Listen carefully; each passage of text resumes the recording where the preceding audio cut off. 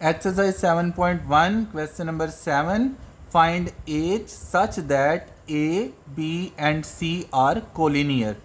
यानी 3 पॉइंट्स दिए गए हैं A, B और C, और कोलिनियर का मतलब होता है कि एक ही लाइन के ऊपर ये तीनों पॉइंट्स जो है वो आते हैं। तो क्वेश्चन में कहा गया है कि H मालूम करें जबकि 3 पॉइंट्स जो है ये एक ही लाइन के ऊपर मौजूद हैं। तो सबसे पहले हम जो है वो फ़र्ज़ कर लेते हैं कि तीनों पॉइंट जो हैं वो इक्वल डिस्टेंस पर हैं, यानी ए, बी और सी जो है ये इक्वल डिस्टेंस पर हैं। तो और कोलिनियर हैं, यानी एक ही लाइन पर हैं।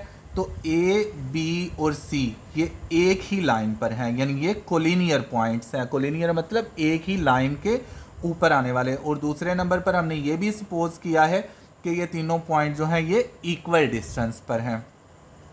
तो हम क्या करेंगे, इस पर मिड पॉइंट फार्मूला लगा लेंगे। ये इसका मिड पॉइंट है, यानी दरमियान वाला पॉइंट, और ये दोनों साइड के पॉइंट्स हैं।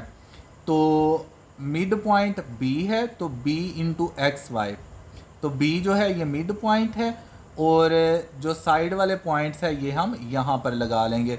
यानी ये पहला पॉइंट है तो ये x और y और ये 1 1 हो जाएंगे, और ये दूसरा पॉइंट है तो ये x और y, यानी पहला x दूसरा y, और ये 2 2, यानी पहले पॉइंट का x y और दूसरे पॉइंट का x y, यानी x1 यहाँ पर -1 है, y1 h है, x2 7 है और y2 3 है।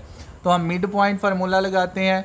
तो मिड पॉइंट एक्स वाई, यानी ये मिड पॉइंट को, यानी B यहाँ पर मिड पॉइंट है तो B मिड पॉइंट को रिप्रेजेंट कर रहा है, is equal to x1 plus x2 divided by 2, y1 plus y2 divided by 2, ये फार्मूला है। तो हम वैल्यूज़ लगा देंगे। तो B यहाँ पर हमारे पास क्या है, B है 3 2, तो B x जो है 3 y 2, तो B की जगह पर 3 2, यानी B पॉइंट जो है वो आ गया।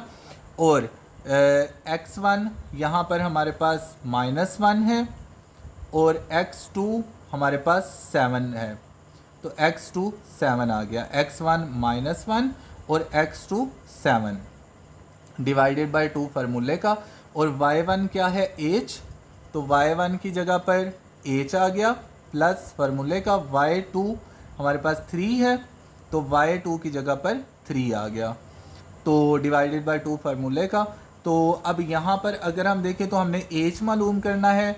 तो ये जो ये वाली साइड है ये x है, तो ये 3 के इक्वल होगी, और ये वाली साइड जो है ये y है, चूँकि y1 y2 है ना, तो ये y के इक्वल होगी। x वाली x के इक्वल होगी, y वाली y के इक्वल होगी। तो ये y है तो ये y के इक्वल होगी, यानी 2 के इक्वल होगी। तो h plus 3 divided by 2 is equal to 2, यानी y is equal to y, x is equal to x।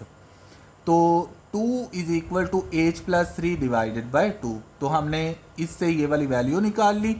अब 2 इस तरफ ये डिवाइड हो रहा है, दूसरी तरफ जाएगा तो मल्टीप्लाई, तो 2 मल्टीप्लाई बाई 2 4।